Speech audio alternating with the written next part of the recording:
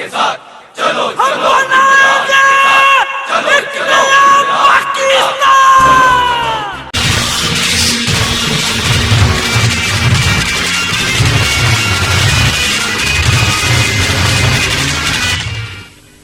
Bismillahirrahmanirrahim. Iyyaka na'budu wa iyyaka nasta'in. अल्लाह तेरी इबादत करते हैं, सिर्फ तेरे से मदद मांगते हैं। मेरे पाकिस्तानियों, मैं आपको फिर से याद करा दूं कि हम ये धरना क्यों दे रहे हैं। हम इसलिए दे रहे हैं कि हम इन जालिमों से आजादी चाहते हैं। हम एक आजाद पाकिस्तान चाहते हैं। हम जो मुस्लिम तबका उसके साथ खड़े होकर एक नया पाकिस्तान बनाना चाहते हैं। अब मैं अपनी तकरीर आगे बढ़ाने के लिए सिर्फ आपको एक पाकिस्तानी तहरीक इंसाफ के कारकुन से बनाना चाहता हूं जो सीधा जेल से यहां आ रहे हैं और ये भी आपको बताएंगे कि इनसे क्या किया गया।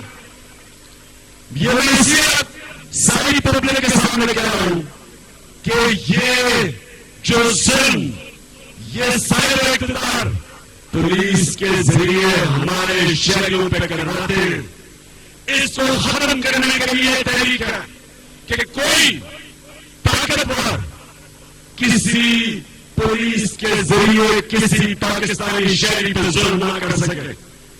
अब जरा इनकी कहानी सुने कि पुराने एहतजाज पे जा रहे हैं, इनको पकड़ के और इनसे क्या किया। अस्सलाम वालेकुम। कुछ उन्नी रहा औखियां सन, कुछ गल जमा दे दौग भी सन, कुछ शहर दे लोग भी जालिम सन, कुछ सानू मरन दे शौक भी सन।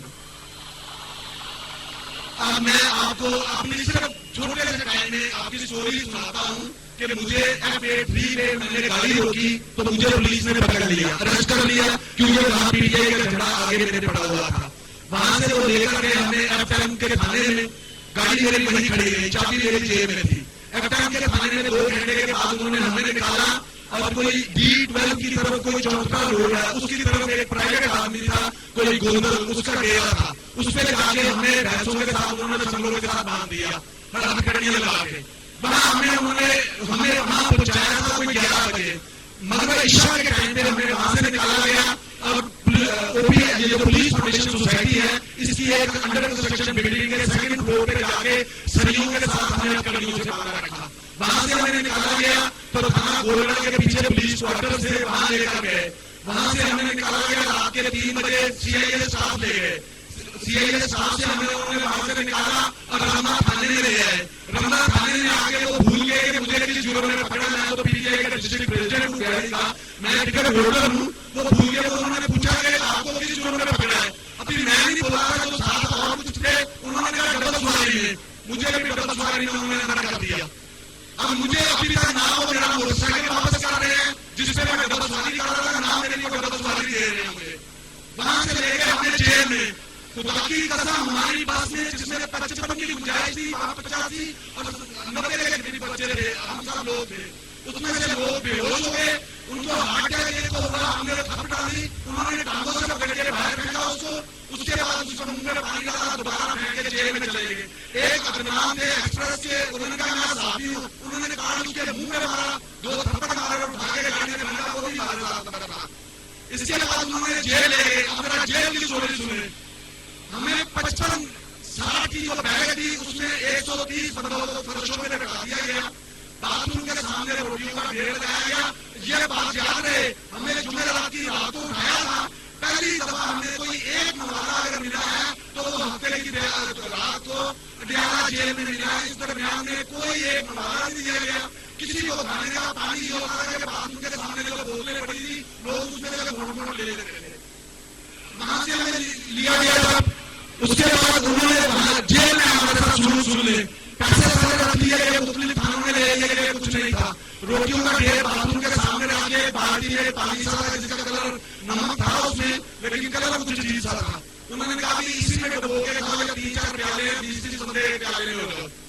उसके बाद जो लड़के थे, यंग नौजवान बच्चे थे, अंडर एज जो लोग 11 साल से लेकर 14 साल की एज के होते थे, तो तकरीबन 19 लड़के थे जिनको उन्होंने उठाया। उनको कहा कि बैठे उतार दो, बैठे उतार के उनको कहा कि हाथ से घास निकालो। जब उनकी पैंटे नीचे जाए, वो पैंटे ऊपर करेंगे, वो कहके लगा मजाक उड़ाएंगे, बताओ पाकिस्तान। ये हमारे साथ शुरू उन्होंने किया गया। वो चित्राल के रहमान जिनके हाथों से उन्होंने घास निकलवाए थे, उनके हाथों पे खून निकल रहा था बच्चों का सीए का पेपर था। उन्होंने हम पेपर देने के लिए जा रहे हैं, खुद से हमारी उनका फ्राइडे और सैटरडे दो पेपर थे, वो दोनों पेपर उनके मिस हो गए। और उसके बाद एंड टाइम पे जब दोपहर को हमने छोड़ा दिया है, तो हमें वहां उन्होंने निकाल के बाहर छोड़ दिया। वो तो पार्टी के तरीके इंसान के लोग पहुंचे और लेकर आए, और कुछ बातें और कुछ चीजें ऐसी हैं कि जिसको मैं यहाँ बयान नहीं कर सकता। वो मैं चेयरमैन साहब को, कैप्टन साहब को मैं खुद बताऊंगा। सिर्फ एक बात से खुदा की कसम, हमें ये लगा कि ये हमारा लाभ बिगड़ हो गया, मिलने से धरना दे रहे थे। हमारा जुनून और बढ़ गया, हमें शौक बढ़ गया कि हम फौरन धरने में पहुंचे। और दोस्तों, और एक आखिर में उस वक्त हमारा दिल पुकार कर गया, सबको कह रहा है जब धरने में बैठे हुए कि करोगा हम तो जरूरत पड़ी तो हम देंगे, करोगा हम जरूरत पड़ी तो हम देंगे, लहू का तेल चढ़ावों में डालने के लिए। बहुत बहुत शुक्रिया। मेरे पाकिस्तानियों, जरा गौर से बात सुनिए, थोड़े नारे खत्म करें, नारे खत्म करें। देखिए, किसी दुनिया के मुहज़्ज़ब माशरे में ऐसा सलूक पुरानी शरीयों से नहीं होता। और मैं आप पाकिस्तानियों सब को कह रहा हूं कि अब तक अगर आप ये जुल्म सहते रहे हैं, अगर हम बकरियों की तरह नहीं हैं इनके जालिमों के सामने, मैं इस निजाम के खिलाफ बगावत करता हूं। मैं इन जालिमों के खिलाफ लड़ने के लिए तैयार हूं। मैं जब तक मेरे में खून है, मैं इन सबको मुकाबला करूंगा। और जो इस नौजवान ने कहा है कि मेरा और अज़म पका हुआ है, मेरा उससे भी ज्यादा अज़म पका हुआ है इनको हराने का। इस जुल्म के खिलाफ पाकिस्तानियों, ये कभी आपको इस चीज को कबूल नहीं करना चाहिए। ये अगर आज इनके साथ हुआ है, ये कल आपके साथ हो सकता है, ये आप में से किसी के साथ हो सकता है। और अगर एक कौम के लोग खुद गर्ज हो गए, दूसरे इंसानों का सोचे ना, जब उनके ऊपर जुल्म हो हम मुंह कर लें क्योंकि हम जालिम से डरते हैं या हम खुद गर्ज हैं, वो कौम का कोई मुस्तकबिल नहीं होता। तो मैं सबको कह रहा हूं, ये जो हमारा धरना है, ये इस सोच के खिलाफ है, ये नवाज शरीफ की ज़हनियत के खिलाफ है, इसकी जात के खिलाफ नहीं। ये जो जुल्म करते हैं या बड़े बड़े मोहल्लों में बैठ के आम शहरियों के ऊपर, जो सिर्फ और सिर्फ क्या मांग रहे हैं, अपने हकूक मांग रहे हैं। उनके हकूक के लिए 30,000 पुलिस खड़ी की हुई है यहाँ। और वो पुलिस का क्या काम है? लोगों को बचाए, नौजवानों को पकड़ पकड़ के जेलों में डाल के उन्होंने जो आपको सलूक बताया, उनको जलील करते हैं, उनको जानवरों की तरह रखते हैं, 2 दिन खाना नहीं देते उनको। किसी जमहूरियत में इस चीज की इजाजत नहीं है पाकिस्तानियों। इसलिए मैं ये कहता हूं, ये जमहूरियत नहीं है, ये नवाज शरीफ की हुस्न मुबारक जमहूरियत है, ये हकीकी जमहूरियत नहीं है। और जब तक हम इसका मुकाबला करेंगे, जब तक मेरे पाकिस्तानियों, मैं आपका कप्तान खड़ा है, आपने मेरे साथ खड़ा होना है, और मैं आपको इंशाअल्लाह इन जालिमों को उसी तरह शिकस्त देकर दिखाऊंगा।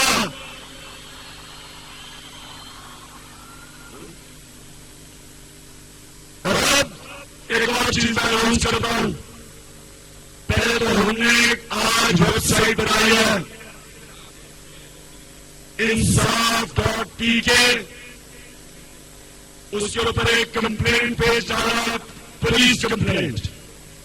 जिस पुलिस वाले ने किसी किस्म का तशद्दुद किया हमारे नौजवानों से, उन सबके नाम डालने लगे आप इस वेबसाइट के ऊपर। जिन जिन से हुआ है ये वेबसाइट आपके सामने है। इन जिस भी पुलिस ऑफिसर जो जुल्म करता है उसका नाम भेजे। सबसे ऊपर नाम तो मैं भेज रहा हूं, आईजी ताहिर आलम। तुम्हारे छोड़ा नहीं। तुम अगर समझते हो कि ये दो जालिम खुदगर्ज भाई तुम्हें बचा लेंगे, ये अपने आप को नहीं बचा सकते, तुम्हें कैसे बचाएंगे?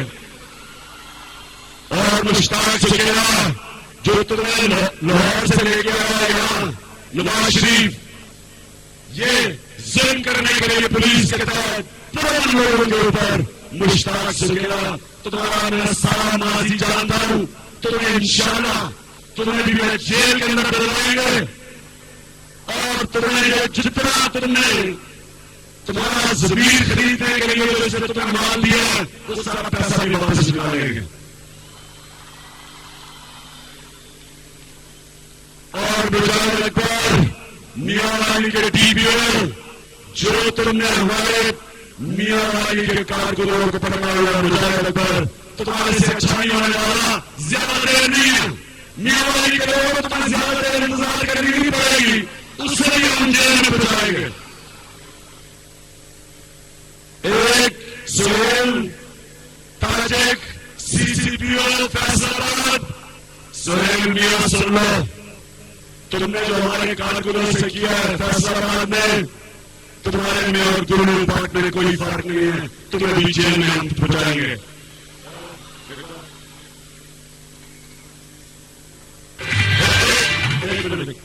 विकास नाजिर गुजरावाला का सीसीपीओ, विकास कान खोल के सुन लो, जो तुम आप तक करते रहे हो इनके गुलाम बन के शरीफों के, तुम्हारा भी टाइम खत्म हो गया, शरीफों का भी टाइम खत्म हो गया।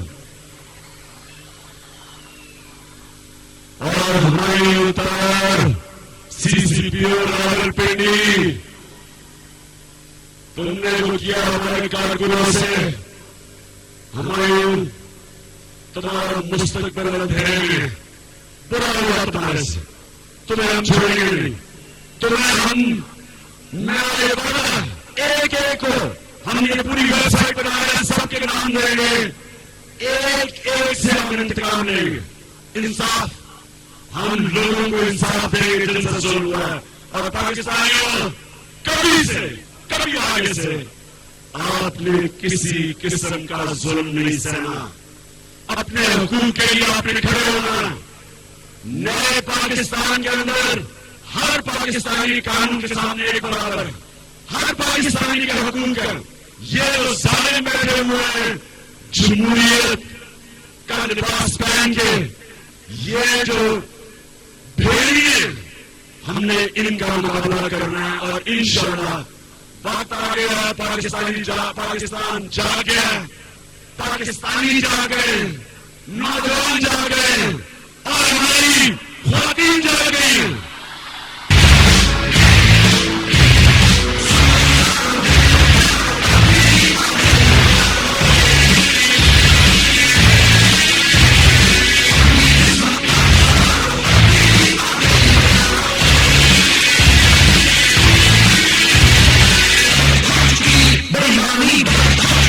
Mama, we got some victory. Our mommy gave us a shot.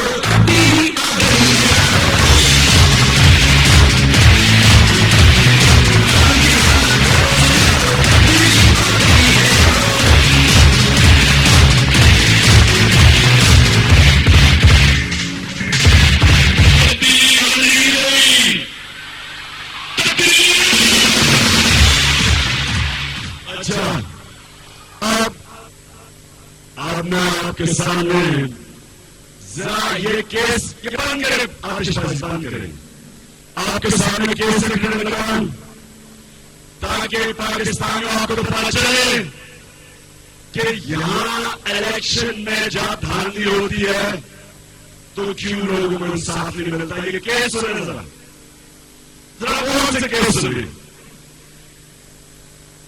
2 मार्च 2012 को माइनॉरिटी सीट के ऊपर सेनेट का इलेक्शन होता है। एक होता है इंडिपेंडेंट कैंडिडेट डॉक्टर अशोक और दूसरा होता है हमनदास जो मौलाना फजल रहमान का कैंडिडेट होता है।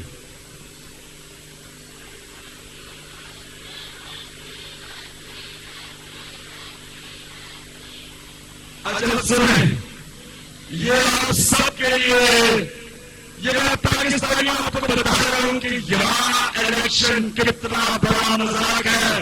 ये जरा सुने, टोटल वोट कितनी थी? 61 वोट के अंदर इलेक्शन हो रहा है। कितनी वोट थी? 61 लोग 61 इलेक्शन वोट हो रहा है। तो जो इलेक्शन कमिश्नर होता है वो 61 वोट में से गिनती नहीं कर सकता कि कौन जीता है। पैसा सुनने 61 वोट नहीं गिन सकता। वो इसलिए नहीं गिन सकता क्योंकि मौलाना साहब का कैंडिडेट हार चुका था और उसको हराना नहीं चाहता था। तो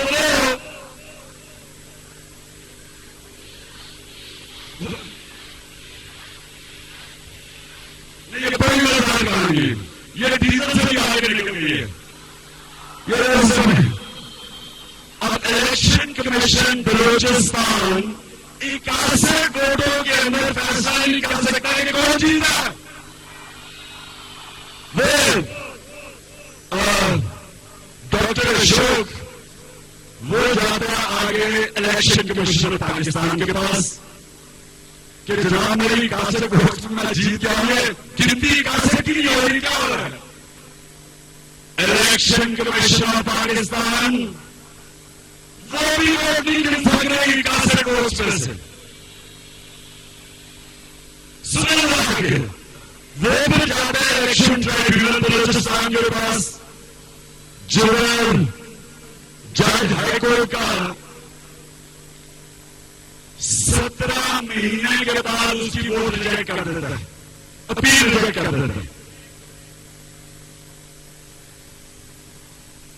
जबकि जो ट्राइब्यूनल की कमीशन है वो डॉक्टर अशोक को जिता देती है, यानी जो कमीशन बैठती है उसको जिताती है, जो हाईकोर्ट का जज है उसको रिजेक्ट कर देता है। क्यों? क्योंकि मौलाना फजल रहमान इक़्तिदार में था।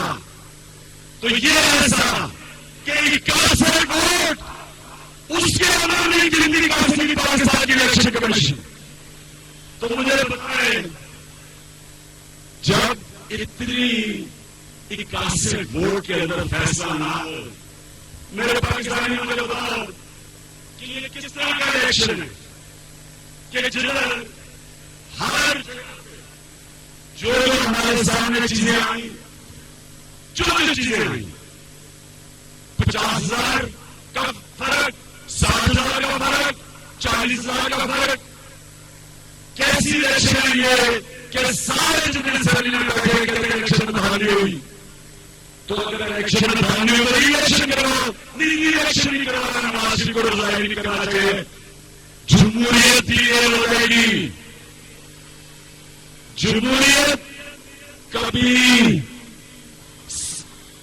जमहूरियत कभी डिले होती है साफ और शफाफ इलेक्शन से या धांधली से डिले होती है।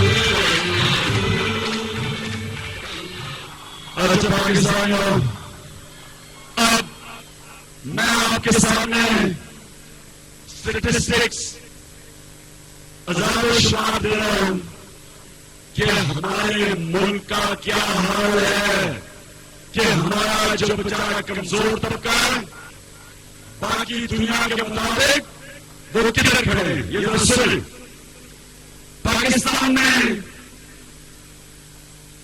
30% आबादी, पाकिस्तान की 30% आबादी को जो एक इंसान को खाना मिलना चाहिए, मिनिमम खाना मिलना चाहिए सेहत रहने के लिए, 30% आबादी को खाना नहीं मिलता, यानी कि 2 लाख की रोटी नहीं मिलती। 30% का मतलब कि तकरीबन 6 करोड़ पाकिस्तानियों को 2 वक्त का खाना नहीं मिलता। ये आपको फिगर बता रहा हूं यूनाइटेड नेशंस की। दूसरा, जो बच्चे 5 साल की उम्र से नीचे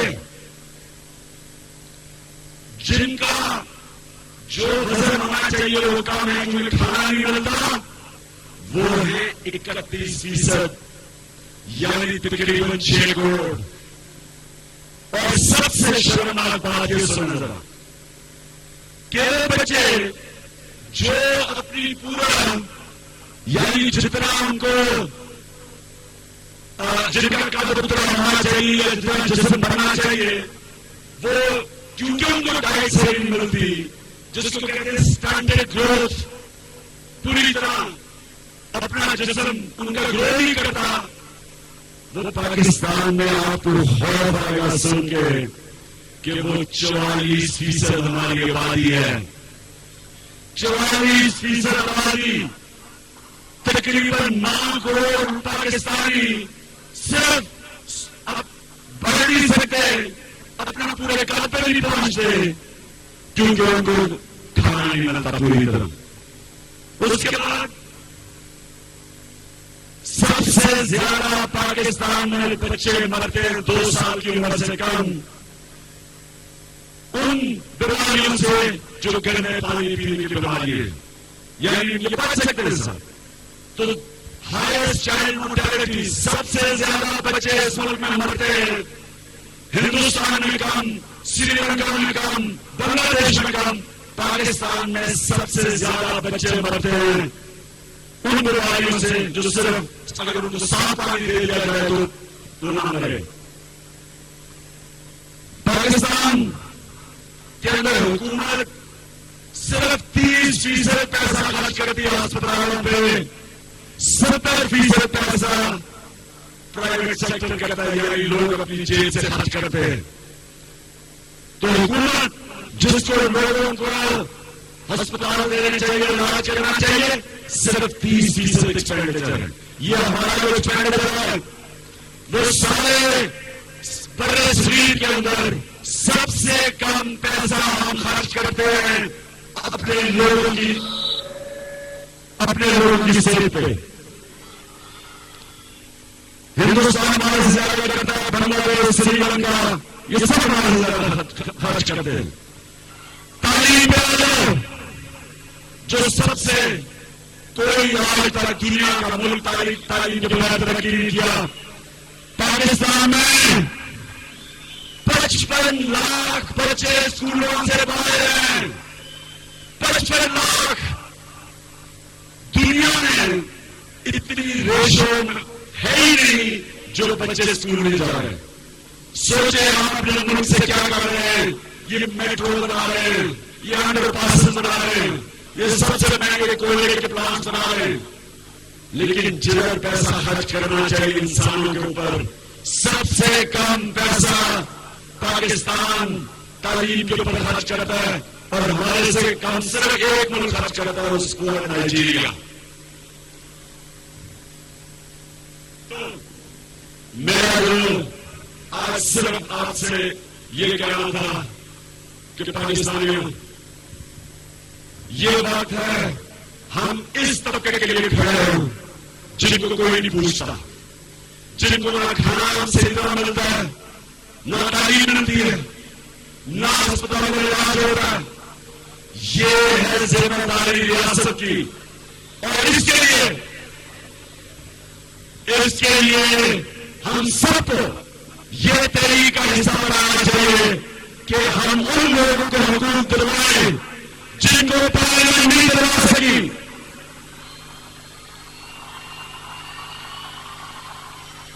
हम आवाम की नुमाइंदगी करने के लिए निकले।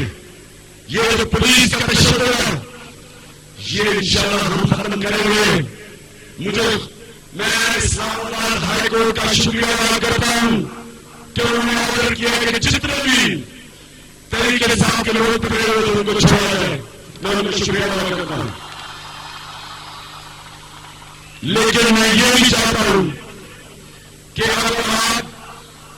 मैं दांतों से कहता हूं कि अगर आप जिन लोगों के खिलाफ एक्शन नहीं लेंगे जिन्होंने हमारे लोगों के ऊपर तशद्दुद किया, पुरानों ने एहतजाज करने वालों पर तशद्दुद किया, तो इनको इंशाअल्लाह जब ये हुकूमत जाएगी, और ये बड़ी जल्दी जाने वाली है, जब आपकी हुकूमत आएगी एक एक को इंशाअल्लाह छोड़ेंगे। अभी शादी की बात से सिंध की बात की, बलूचिस्तान की बात की। मैं सिंध और बलूचिस्तान के लोगों को कहना चाहता हूं कि मैं आपसे माजरत चाहता हूं कि मुझे वक्त नहीं मिला जाने का जो मुझे जाना चाहिए था। उसकी वजह यह है कि मेरा पहले ये जो शरीफ खानदान ने बादशाह कायम करने की कोशिश की है, पहले मैं इसको कराऊं, इस बादशाह को खत्म कर दूं, उसके बाद इंशाअल्लाह सिंध और बलूचिस्तान के बारे बार करूंगा। क्योंकि सिंध में और बलूचिस्तान में, अंदरून सिंध में और बलूचिस्तान में जितनी गुर्बत मैंने देखी है, मैंने सारे पाकिस्तान में इतनी गुर्बत नहीं देखी। और उसकी वजह वहां के सियासतदान हैं, बड़े बड़े सरदार हैं, सारे सियासत हैं, सिंध के निपटे सारा पैसा जो सूबे का होता है उनकी जेबों में चला जाता है, नीचे लोगों के पास पैसा पहुंचता नहीं है। हम लोग निजाम लेके आएंगे बलूचिस्तान में भी और सिंध में भी, जो एक ऐसा बलदियाती निजाम बनाएंगे कि पैसा सीधा नीचे गांव की सभा में जाएगा, नीचे लोगों के पास जाएगा। बीच में ये एमपीएस सरदार इनको हम निकाल के अवाम के पास पैसा पहुंचाएंगे। जो बलदियाती निजाम तहरीक इंसाफ लेके आ रही है, वो इंशाअल्लाह पाकिस्तान का आम आदमी को आजाद कर देगी इंसानों से। अपने हाथ पर उनके इख्तियार होंगे, अपने फैसले करेंगे, डायरेक्टली गांव को हम पैसा पहुंचाएंगे डेवलपमेंट का, गांव के लोग फैसला करेंगे उन्होंने पैसा कितना खर्च करना है। कोई एमपीए को नहीं देंगे फंड, कोई एमएलए को फंड नहीं देंगे, सीधा नीचे पंजाब को पहुंचाएंगे। और अपने स्कूल चलाएंगे, गांव के लोग अपने स्कूल चलाएंगे, अपनी डिस्पेंसरी चलाएंगे, अपने डेवलपमेंट फंड खर्च करेंगे। और थाने के ऊपर जो कमेटी बैठेगी ताकि थाने में ताकत पर लोगों को जुर्माना कर सके, वो गांव के लोग थाने के ऊपर कमेटी बैठेंगे। कोई थाना ठीक नहीं करेगा, वो गांव के लोग उसको पालन कर सकेंगे। और गांव के लोग ये कहते हैं, इसको कहते हैं अवाम इक़्तिदार में। जो भी मैंने मगरबी जमहूरियत देखी है, उसकी कामयाबी का सबसे बड़ा राज बलदियाती निजाम है। स्वीडन, स्विट्जरलैंड, नॉर्वे और डेनमार्क, इनके बेहतरीन निजाम है। लोग अपने फैसले करते हैं, अपने खर्चे करते हैं। कम्युनिटी अपनी कम्युनिटी पुलिसिंग होती है, कोई थानेदार जुर्म नहीं कर सकता। अपने फंड खर्च करते हैं, अपने स्कूल चलाते हैं। इतना जबरदस्त सिस्टम है कि नाम मुझे तो आज तक पता ही नहीं कि स्विट्जरलैंड का प्राइम मिनिस्टर कौन है, नॉर्वे का कौन है, स्वीडन का कौन है, किसी को पता ही नहीं पड़ता। और प्राइम मिनिस्टर ऑफिस साइकिल पे जाता है, साइकिल चला के प्राइम मिनिस्टर ऑफिस जाता है, आम शहरी की तरह।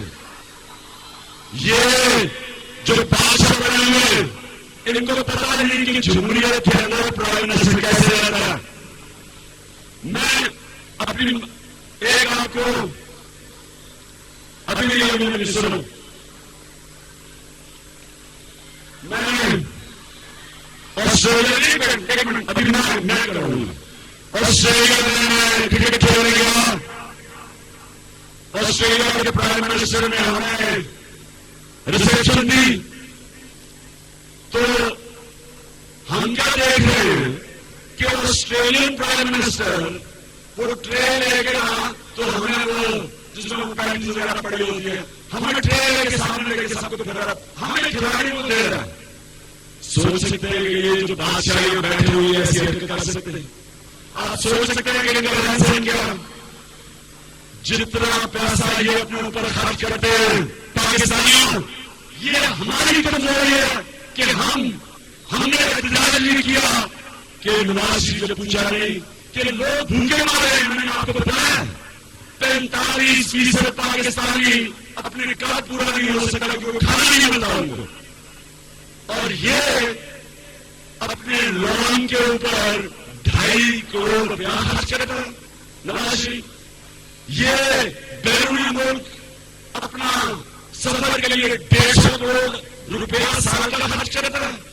ये एक दिन का खर्चा प्राइम मिनिस्टर हाउस का 21 लाख रुपया, और रायगंज में सिर्फ पुलिस ये शाही खानदान की हिफाजत करने के लिए 40 करोड़ रुपए का खर्चा हर साल, और जो भी रायगंज में खर्चा है वो सारा पाकिस्तान का टैक्स पेयर देता है। वहां लोड शेयरिंग नहीं होती, बिजली के बिल ये नहीं देते, गैस के बिल ये नहीं देते। क्यों था? डेमोक्रेटिक मुल्क है जो अपने हुक्मरानों को इस तरह जिंदगी बसर करने देता है जब आधी आबादी उस मुल्क की गुर्बत की जिंदगी से नीचे। तो पाकिस्तानियों ये तब्दीली लेके आ रहे हैं, ये चेंज लेके आ रहे हैं कि हमने किसी हुक्मरान को आगे से जो भी प्राइम मिनिस्टर बनेगा, हमने उसका हिसाब करना है, वो हमें जवाब देना होगा, वो हमें बताएगा कि कितना टैक्स है, उसके एहसास से क्या है, उसका बाहर के कितना पैसा पड़ा है, उसके बच्चों की आमदनी कितना पैसा है, उसका जरिया माश क्या है। और अगर एक भी चीज पता चल जाए कि वो प्राइम मिनिस्टर ने झूठ बोला, उसको हम उठा के बाहर फेंकेंगे प्राइम मिनिस्टर हाउस से, क्योंकि झूठा आदमी प्राइम मिनिस्टर नहीं बन सकता। और कराची तैयार हो रहा, सुनामी कराची आने वाली है। कराची के लोगों, आपने जिस तरह स्टैंड लिया तरीके इंसाफ के लिए, अभी भी धरने पे आप निकले हुए हैं, मैं सारे पाकिस्तानियों की तरफ से आपको मुबारक देता हूं। मैं माजरत चाहता हूं कि मैं नहीं आ सका तक, क्योंकि पहले मैं इसका इस्तीफा ले लूं, पहले इस्तीफा ले लूं, फिर आऊंगा।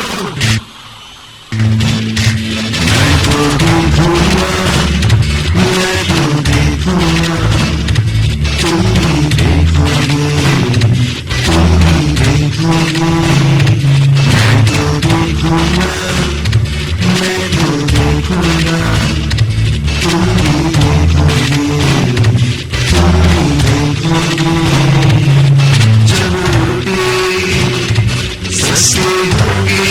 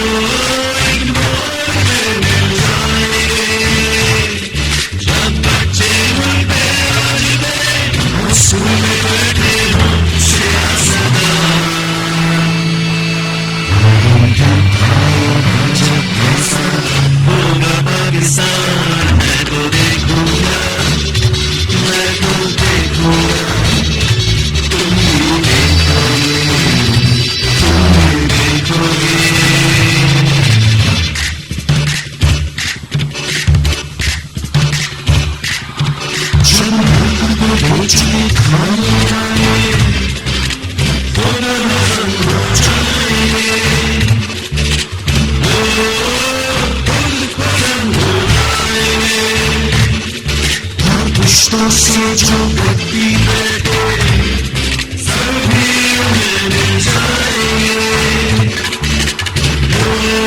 सभी उन्हें मिल जाएंगे। जो दूर गए भूले से लौटेंगे, हिम्मत हमको एक शाम ऐसा होगा पाकिस्तान। मैं तो देखूंगा, मैं तो देखूंगा, तुम भी देखोगे, तुम भी देखोगे। मैं तो देखूंगा, मैं तो देखूंगा, तुम भी देखोगे, तुम भी देखोगे। जब रोटी सस्ती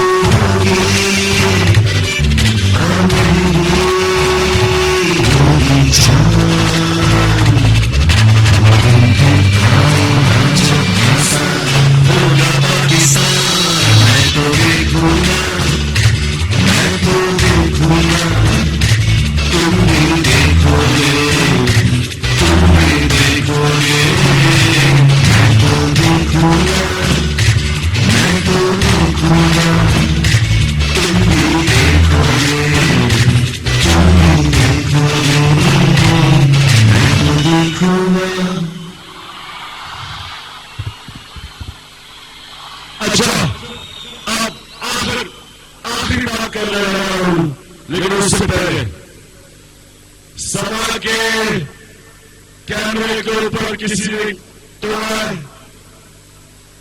और मोहम्मद तारिक को किसी ने सभा के कैमरे को किसी ने नुकसान पहुंचाया है। मैं सख्त इसकी मजम्मत करता हूं। ये जो टीवी कैमरे वाले हैं, इन्होंने जिस तरह जब तशद्दुद हुआ था, जिस तरह शेरिंग हुई थी, जो इन्होंने कवरेज दी है, हम जितनी भी इनको खराज तहसील करें पेश करें वो काम है। तो जो भी इसका जिम्मेदार है, मैं उसकी मजम्मत करता हूं। और अगर तहरीक इंसाफ का हम उसके खिलाफ सख्त एक्शन लेंगे, हम उसको पार्टी से बाहर निकाल देंगे। और मैंने ये भी सुना है कि जियो के बिल्डिंग के ऊपर किसी ने पथराव किया है। अगर तहरीक इंसाफ के किसी ने किया, मैं इसकी मजम्मत करता हूं। मैं ये जरूर कहता हूं कि जियो का बॉयकॉट करो, क्योंकि इन्होंने पाकिस्तान को नुकसान पहुंचाया। जंगलू को बॉयकॉट करो, लेकिन किसी किस्म का पथराव करना, वायलेंस करना, ये तहरीक इंसाफ नहीं है। हम पुराना पार्टी। तो मैं आखिर में पाकिस्तानियों, मैं आपसे अब बात खत्म करने से पहले एक आपके सामने नौजवान बैठे हुए, नौजवान ये मेरी एक बात सुन लें, गौर से सुने।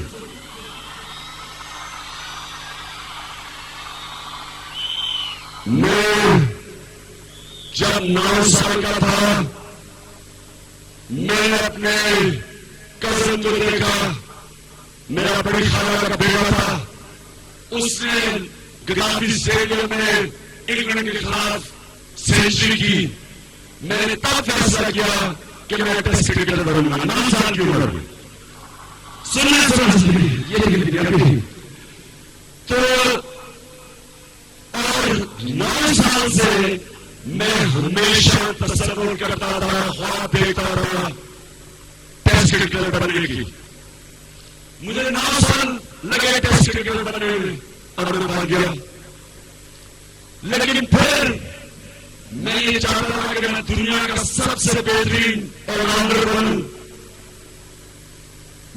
मैं ख्वाब देखता था, तसव्वुर करता था, बड़ी मेहनत की और 9 साल लगे दुनिया का बेस्ट ऑलराउंडर बनने में।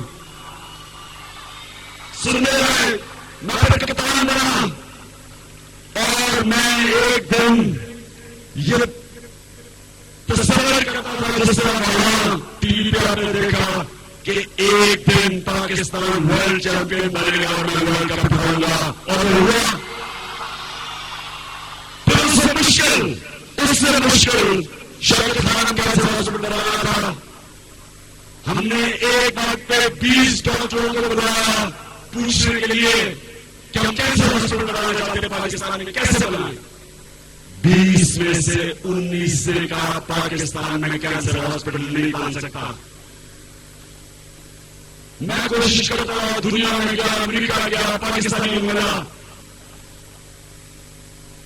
और ख्वाब देखता था कि एक दिन दरवाजे खुलेंगे और एक क्वालिटी कैंसर हॉस्पिटल जिसमें 70% मरीज का मुफ्त इलाज होगा, वो मैं तस्वीर करता था। वो गया और वर्ल्ड कप से ज्यादा खुशी मुझे तब मिली जब शौकत खान के दरवाजे खुले और गरीब आदमी वहां कैंसर का इलाज करवा सका। उसके बाद मैं पॉलिटिक्स में आया और पॉलिटिक्स में मैं सोचता था कि अल्लाह एक दिन मेरी कौम को जगा कि जो जालिम बड़े बड़े डाकू आपस में बागियां ले रहे हैं, मुल्क को लूट रहे हैं, कौम को गरीब कर रहे हैं, खुद नहीं हो रहे हैं, बाहर पैसा भेज रहे हैं कि अल्लाह, क्योंकि करप्शन मैंने उठाई थी आज से 18 साल पहले, उससे पहले कोई करप्शन की बात नहीं करता था। तो मैं एक दिन सोचता था, कोशिश की पहली इलेक्शन में हार गया, एक सीट भी नहीं मिली। दूसरी इलेक्शन में एक सीट मिली, लोगों ने कहा खत्म हो गई पॉलिटिक्स। अगली इलेक्शन में चीफ जस्टिस की वजह से जो पाकिस्तान की अदलिया का मीर जाफर निकला। उसके बाद 2012 30 अक्टूबर 15 साल के बाद जो मैं सोचता था और मैं अल्लाह से दुआ करता था कि एक दिन मेरी कौम जाएगी और वो मीनारे पाकिस्तान में आवाम का समुद्र आ गया 30 अक्टूबर को। और जो मैं ख्वाब देखता था कि एक दिन मेरी कौम जागेगी और खुद निकलेगी इंसानों की तरह, वो कौम निकलाई। और फिर एक दिन मैं रात को सोने से पहले, और ये किया हमेशा सोने से पहले मैं सारे दिन का जायजा लेता हूं कि ये दिन में क्या हुआ, क्या मैंने ठीक किया, क्या गलत किया। कभी सोता, जब क्रिकेट भी खेलता था, मैच के बाद सोने से पहले सोचता था कि मैंने क्या गलती की और क्या मैंने गलती नहीं करूंगा, एनालाइज करता था। तो एक दिन सोने से पहले मुझे एक क्या कह सकते हैं ख्वाब या मैं एक तस्वीर मेरी आंखों के सामने आई कि पाकिस्तान की सड़कों पे लोग आजादी का जश्न मना रहे हैं और वो हो गया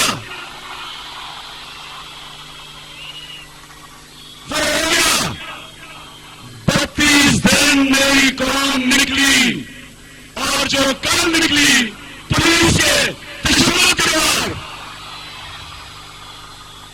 जो कल निकली मेरी पाकिस्तानी कौम, और जो मैं अपनी बहनों को और बेटियों को तो खास मुबारक देता हूं कि चल तुम देखो, क्योंकि बड़ा डर गया कि खुद कुछ होना आने वाला है, पुलिस आई गई। लेकिन जिस तादाद में आप निकली और जो आपका जुनून था और जो मैंने वो आखिर तक मैंने देखे, ये भरा हुआ से वो भरा हुआ उधर तक 30,000 पुलिस खड़ी की उठाने के लिए लोगों को। तो जब मैंने पब्लिक निकलते देखी और जो कल जश्न मनाओ इंशाअल्लाह भी बनेगा, लेकिन जो कल मैंने देखा तो मैं फिर से मेरे दिल में से दुआ निकली कि अल्लाह शुक्र है कि तूने मेरी कौम को जगा दिया।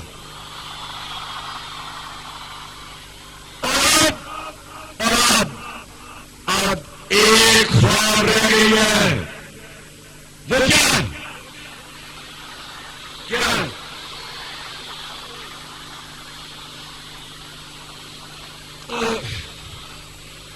नहीं, और घोड़े आवाज घोड़े मेरी ख्वाब हो गया, वो तो चला गया, उसने बता दिया ये मेरी ख्वाब है। मेरी ख्वाब है न्याय पाकिस्तान की।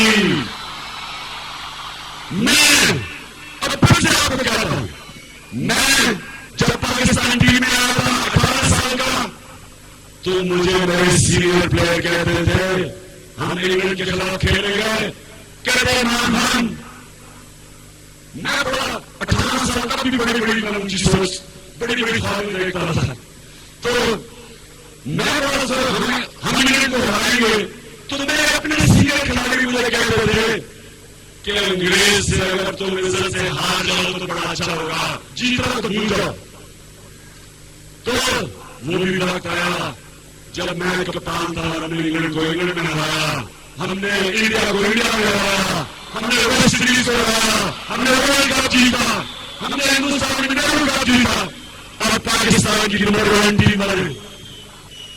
तो मेरा हाल है कि जिस तरह आज हमें पाकिस्तानियों को दुनिया में देखा जाता है, मुझे शर्म आती है कि हमारी लाइन लगी हुई है वीजा लेने के लिए, मुझे शर्म आती है दुबई एयरपोर्ट में पाकिस्तान खड़े हो उनसे जो बर्ताव होता है, मुझे दुख होता है कि जब अमेरिका में 9/11 के बाद पाकिस्तानियों को पकड़ पकड़ कर उन्होंने वापस भेजा, बेचारों को गैर कानूनी तौर पर जिस तरह उन्होंने किया। अल्बेनिया के अंदर 6 पाकिस्तानी बिजनेसमैन को गोली मार दी गई। उन्होंने कहा ये दहशत अलकायदा का पता चला कि बेचारे बिजनेसमैन थे। ग्रीस के अंदर बेचारे पाकिस्तानियों को पकड़ा, वो बिजनेस करने गए थे, उनको तशद्दुद किया, उनके ऊपर टॉर्चर किया उन्होंने और बाद में पता चला कि बिजनेसमैन थे। इंग्लैंड के अंदर 6 पाकिस्तानी गए खैबर पख्तूनख्वा से नौजवान पढ़ने के लिए, 6 नौजवान पढ़ने के लिए गए क्योंकि वो किसी मस्जिद में जाते थे। किसी ने कहा कि जनाब ये दहशतगर्द है, उनको 6 महीने जेल में रखा और उसके बाद पाकिस्तान रिपोर्ट कर दिया। उनमें से एक मुझे मिलने आया, वजीरिस्तान से लड़का था, कहता मेरे मां बाप ने सब कुछ बेच के मुझे बाहर भेजा पढ़ने के लिए और उन्होंने पकड़ के हमें पहले 6 महीने जेल में रखा और फिर वापस भेज दिया। मां बाप ने सारा पैसा इकट्ठा किया था कि मुझे तालीम मिल जाए और उसके लिए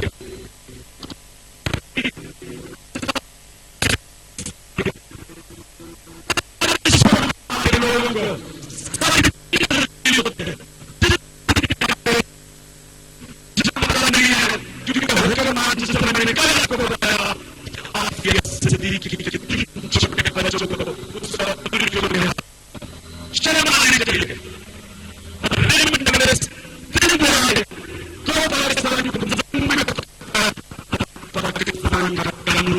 उसको सजा नहीं दे सकता, उसकी बीवी खुदकुशी करती है अस्पताल में, जहर दे दिए और कहती है कि मुझे पाकिस्तान में पता है कि मेरी ग्रुप से कि होते हुए मुझे इंसाफ नहीं मिलेगा। मैं पाकिस्तानियों को यह कहता कि अगर ये जिंदगी गुजारनी से बेहतर था क्या हिंदुस्तान से रह रहे होते, अगर ऐसा रहना था कि अगर ये जोन अपने लोगों पर करना था, अगर हुकूक ही नहीं थे हिंदुस्तान के लोगों को ज्यादा हुकूक है हमारे से, क्या इसलिए कहा जा रहा है पाकिस्तान बनाया था? क्या हमारी बात की ये सोच थी कि हमने तो एक मिसाल बनना था सारी मुसलमान दुनिया के लिए कि सही इस्लामी फलाई रियासत क्या होती है? क्या ये पाकिस्तान था? तो मेरे पाकिस्तानियों, नया पाकिस्तान वही होगा जो इमाम इकबाल की सोच थी और कायदे आज़म की जद्दोजहद थी। नया पाकिस्तान होगा इंशाअल्लाह। एक पाकिस्तान से ज्यादती नहीं होने देंगे, एक पाकिस्तानी से नाइंसाफी नहीं होने देंगे। सारे 18 के 18 करोड़ पाकिस्तानी एक उसके साथ खड़े हो जाएंगे जिससे जुल्म होगा।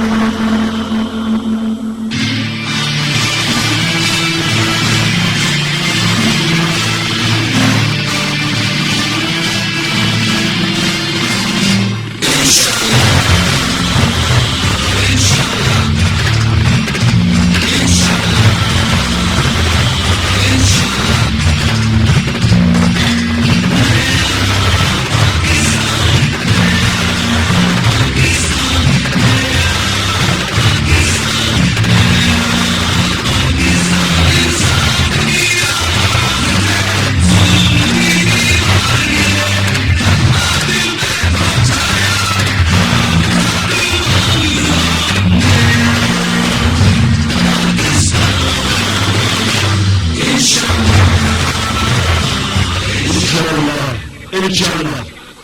अब जरा सुने, जो यहाँ पाकिस्तान बनेगा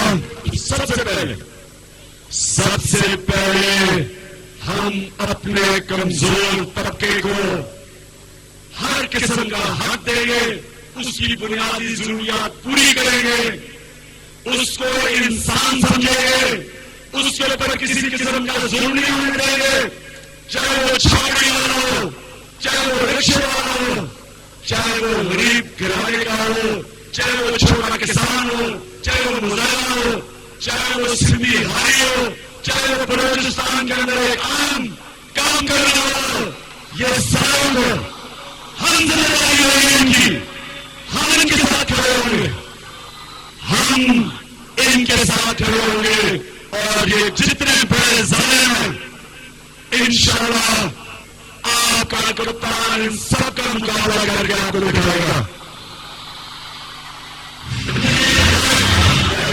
हमारे नए पाकिस्तान में कानून होगा, तहफ़्फ़ुज़ होगा, कोई हिंदू फैमिली फिर पाकिस्तान से ये छोड़ के हिंदुस्तान नहीं जाएगी, कोई सिख पाकिस्तान को छोड़ के नहीं जाएगा, क्योंकि वो बराबर के शहरी होंगे और हम उनको पूरी तरह उनकी हिफाजत करेंगे पाकिस्तान में।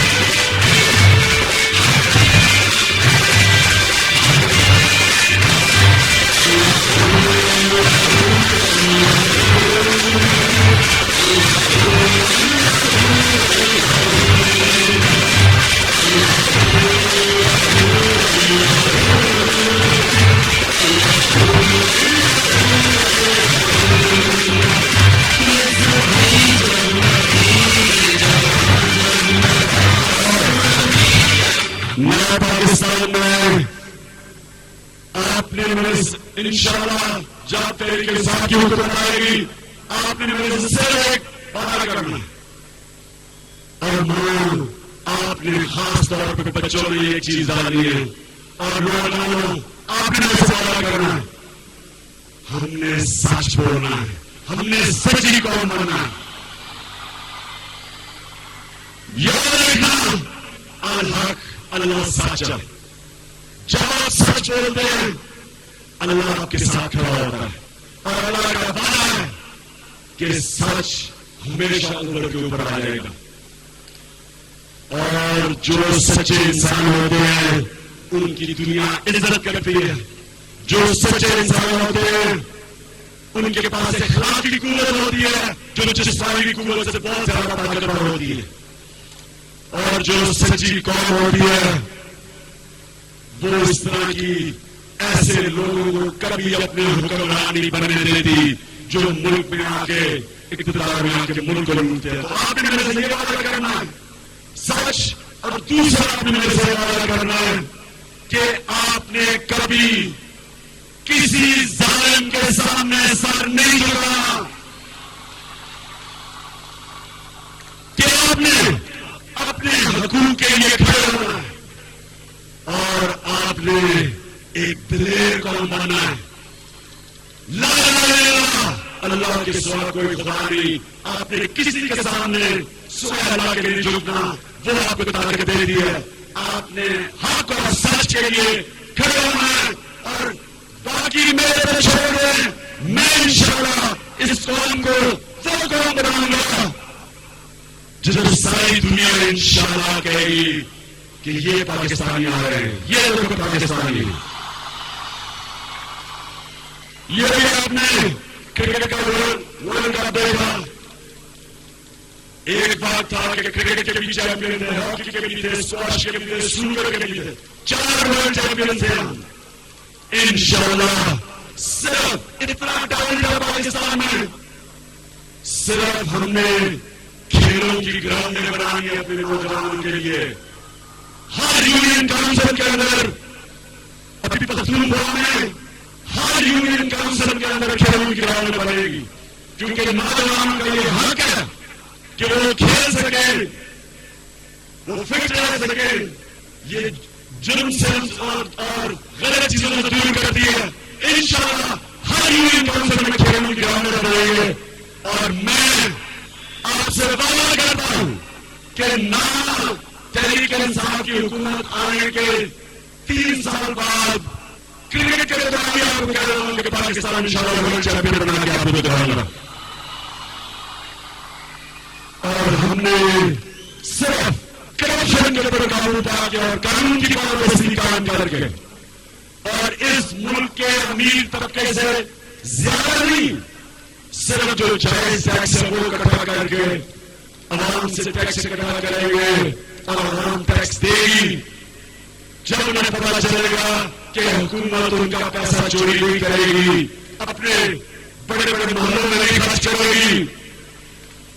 मैं फिर से आपको कहूं कि हम सादगी इख्तियार करेंगे तो हम इक़्तिदार में आएंगे। नवाज शरीफ ने तो कई दफा कहा कि मैं प्राइम मिनिस्टर हाउस में नहीं रहता, लेकिन जैसे ही बंदा प्राइम मिनिस्टर तो चला जाता है। मैं कभी इस प्राइम मिनिस्टर हाउस में नहीं रहूंगा।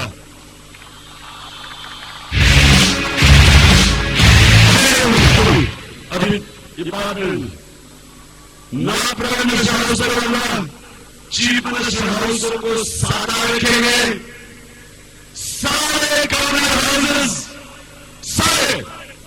और मैं फिर से बात दोहराता हूं कि मेरा बड़ी देर से नजर है लाहौर के गवर्नर हाउस के ऊपर। इंशाअल्लाह जिस दिन या ओस की सेरेमनी हो रही होगी, बुलडोजर तैयार होंगे दवाई कराने के लिए लाहौर के गवर्नर हाउस की।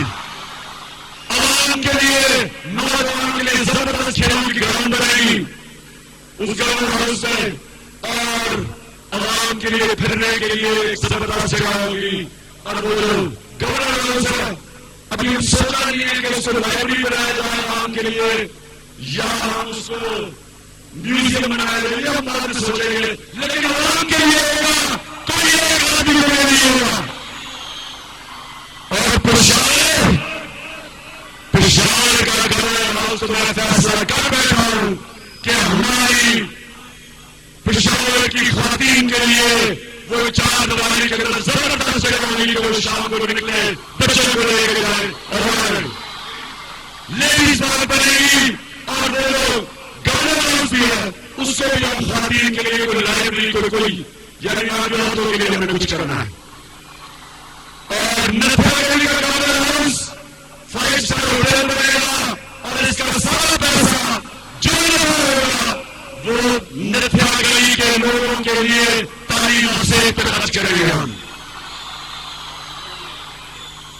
और कराची का भी मेरी नजर है, कराची के गवर्नर हाउस होगी, उसका मैं अभी सोच रहा हूं, उसकी कमेटी बैठेंगे उसका क्या करना है, लेकिन गवर्नर नहीं होगा उधर, आवाम के लिए होगा, क्योंकि हमने साथी इख्तियार करनी है।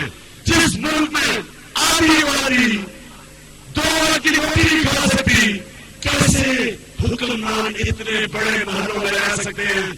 मैं तो अल्लाह को जवाब दूं, मुझे तो अल्लाह को जवाब देना है।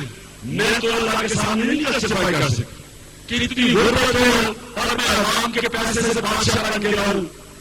मैं मरना अल्लाह के पास जाना है। मैं अल्लाह के सामने खड़े होकर आपको कहता हूं कि हम जिस दिन आवाम का टैक्स का पैसा आवाम के ऊपर खर्च करेंगे, मैं आपको यकीन दिलाता हूं कि मुश्किल से अभी हमारा 3,000 करोड़ रुपया टैक्स इकट्ठा होता है, मुश्किल से 2,500 अरब। मैं गारंटी करता हूं आपके सामने, वो पाकिस्तानी वाले पॉलिटिशियन जिसको पाकिस्तान के लोग पैसा देते हैं, शौकत खान में 350 करोड़ रुपया देते हैं हर साल, नमक यूनिवर्सिटी में पैसा देते हैं। अभी जो पिशावर में अगले साल शौकत खान खुलने लगा है, उसके ये कोई फंड्स की कमी नहीं है, लोग पैसा देते। तो इंशाअल्लाह अब भी ये बजट आप हैरान होंगे कि ये जो सारे हमारे तंदूर चल रहे हैं, ये सारा हमारा खर्चा है। तहरीक इंसाफ के लोग हमें यहाँ के खुदा के बारे में देते हैं, क्योंकि उनको पता है कि हम उनकी जान ले रहे हैं। तो ये क्यों नहीं होगा पाकिस्तानियों कि जब उनको पता चल गया कि तहरीक इंसाफ जिसका कप्तान इमरान खान है, वो वादा करेगा कौन से कि 1 रुपया आपका टैक्स में जाया नहीं होने दूंगा, आप पे खर्च करूंगा, 1 रुपया नहीं खर्च होगा। और जब लोगों को यह एतबार हो गया, मुश्किल से 2,500 अरब रुपया इकट्ठा होता है। मैं आपको लिख के देता हूं कि कम अज कम हम इस मुल्क में 6,000 अरब रुपया इकट्ठा करेंगे। ना भीख मांगनी पड़ेगी, ना कर्ज लेने पड़ेंगे, लोगों की तालीम पर पैसा खर्च करेंगे, बच्चों को पढ़ाएंगे, अस्पतालों में पैसा खर्च करेंगे, नौजवानों को रोजगार के लिए पैसा देंगे। ये सब हो सकता है। ये नया पाकिस्तान है, और जिसमें जबरदस्त नजरियाती निजाम होगा, लोगों का इख्तियार होंगे, और वो पाकिस्तान होगा हरा पासपोर्ट लेके जब मेरा नौजवान और मेरी बहनें बाहर जाएंगी और लोग आपको लाइन में नहीं खड़ा करेंगे, आपको इज्जत से देखेंगे, क्योंकि जो कौम अपनी, जो हुकूमत, जो रियासत अपने लोगों की इज्जत करती है, दुनिया उन लोगों की इज्जत करती है। तो पाकिस्तानियों, एक आखिर में मैं नौजवान, एक सुने 16 साल का नौजवान शहरोज खान, इसको उठाया गया पुलिस ने, जो कल परसों उसको उठाया गया, इसके सर पे टांगे लगे हुए हैं, इसको डंडे मारे गए, जेल के अंदर डंडे मारे गए। कोई मुझे बताए कि इसका क्या कसूर है, क्या इसने जुर्म किया? नवाज शरीफ क्या जुर्म किया इसने? ये बुजुर्ग इनको जेल में डाला गया, तो मुझे बताया कि इन्होंने कौन सी दहशतगर्दी की? इनको सिर्फ इनका जुर्म क्या है कि ये अपने हुकूक को ले थे, ये जमहूरियत के लिए निकले हुए थे, ये पुराने इंतजार कर रहे थे इन जालिम जुल्मों से। मैं आप सबके सामने कहता हूं कि इंशाअल्लाह जो इन्होंने हमारे से किया, और मैं पाकिस्तान के जो इंटेलेक्चुअल हैं, जो कॉलमिस्ट हैं, मैं आपको कहना चाहता हूं कि अगर आप इसको जमहूरियत कहते हैं, जो नवाज शरीफ कर रहे हैं, जमहूरियत में ऐसे नहीं होता। ये हुस्नी मुबारक की जमहूरियत में ऐसे होता है। हकीकी जमहूरियत में लोगों के ऊपर जुल्म पुलिस ऐसे नहीं कर सकती। शाहजेब खानजादा थोड़े से ज्यादा तनकीद कर रहे थे हमारे धरने के ऊपर, तो शाहजेब खानजादा के प्रोड्यूसर को उठा लिया, उसको पीटीआई समझ के उठा लिया, अदनान को। तो अब शाहजेब आपको समझ आ गई है, आपके प्रोड्यूसर ने बताया कि क्या जुर्म हुआ है, अब आप हमारे धरने के साथ हो। मैं सबको कहता हूं कि अगर मैं ये जो इंटेलेक्चुअल्स को कहता हूं, पढ़े लिखे लोगों को कहता हूं, वो लोग जो घरों में बैठे तमाशा देख रहे हैं, कुछ नहीं कर रहे हैं, जुल्म देखते हैं और सह जाते हैं, मैं आप सबको कह रहा हूं कि अगर आज आप हमारे साथ नहीं खड़े होंगे, कल आपसे ये होगा, आपको भी कोई बचाने नहीं आएगा। आप ही इनके हाथ लग गए। जब पुलिस का इन्होंने हाल किया, जब ये आपसे करेगी, कौन बचाएगा आपको? इसलिए ये हुकूक की जंग है, ये पाकिस्तानियों की जंग है, ये जालिमों के खिलाफ जंग है, ये पाकिस्तान को की हकीकी जमहूरियत बनाने की जंग है। इस जंग को अगर हम हारे, याद रखना नौजवान और तालिब इल्मों, आपका मुस्तकबिल मजीद रहे हुए है, क्योंकि ये अपने बच्चे तैयार कर रहे हैं बाहर होने के लिए। आप इनके बच्चों की गुलामी करेंगे अगर आज आप इनके खिलाफ न खड़े हुए।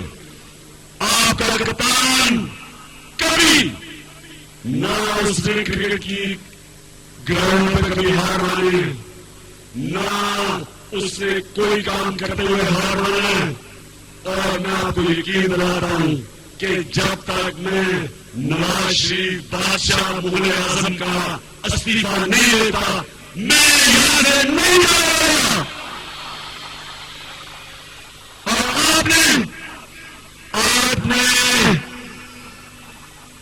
आपने मुझे अकेला नहीं छोड़ना। हाथ खड़ा करके बताया, आपने मुझे अकेला नहीं छोड़ना। और मेरा आपसे वादा है कि मैं कभी अपनी पाकिस्तानी कौम को अकेला नहीं छोड़ूंगा। चलो चलो इमरान के साथ, चलो चलो इमरान के साथ, चलो चलो